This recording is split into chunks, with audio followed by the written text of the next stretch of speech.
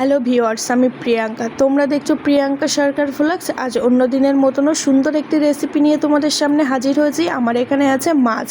কী মাছ বলো তো বন্ধুরা? এটা হচ্ছে 1 কেজি ওজনের ভোলা মাছ। আর ভোলা মাছের পিসগুলো দেখো কত বড় বড়, তেলও হয়েছে আবার ডিমও হয়েছে। আমি আজ করব ভোলা মাছের পেঁয়াজ চচ্চড়ি কালো জিরো ফোড়ন দিয়ে। এই যে মাছগুলোকে আমি সব হলুদ লবণ মাখিয়ে রেখেছি আর কড়াইতে দিয়েছি তেল। তেলটা গরম হলে তার ভিতরে মাছ দিয়ে দিয়েছি। আর এইদিকে আমাদের শিলে সবসময় মশলাটা বেশি বাটা হয়। এখানে বাটা হচ্ছে জিরে আছে, একটু সরিষা, আদা, রসুন, শুকনো লঙ্কা আমি বেটে রেখে দিয়েছি। এবার এইদিকে কেটে নিয়েছি 3 থেকে 4টে পেঁয়াজ কুচিয়ে রেখে দিয়েছি। আর এদিকে মাছগুলো সব ভেজে নিয়েছি লাল লাল করে, ভালো করে একটু লাল লাল করে ভেজে তুলে নিতে হবে মাছটা। আর কড়াইতে ছিল তেল, মাছ ভাজার তেল, তার ভিতরে দিয়ে দিয়েছি কালো জিরে ফোড়ন দিয়ে আমি এবার কুচানো পেঁয়াজটা দিয়ে আমি ভালো করে একটু নেড়ে ছেড়ে লাল লাল করে নেব। নিয়ে লাল লাল হয়ে যাওয়ার পরে আমি দিয়ে দিয়েছি টমেটো কুচি।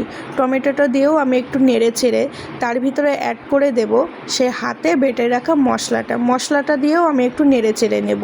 তার ভিতরে অ্যাড করে দেব হলুদ আর লবণ দিয়েও আমি আবার একটু নেড়ে চেড়ে কষিয়ে নেব। মশলাটা কষানোর মুখে আমি আবার একটু গরম মশলার গুঁড়ো দিয়ে আবার মশলাটা কষিয়ে নেব।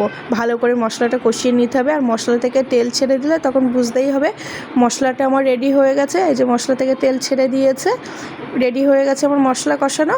তার ভিতরে দিয়ে দিলাম জল, অল্প করে জল দিতে হবে কারণ মাখো এটা করতে হবে, গায়ে গায়ে থাকবে মাছের গায়ে গায়ে।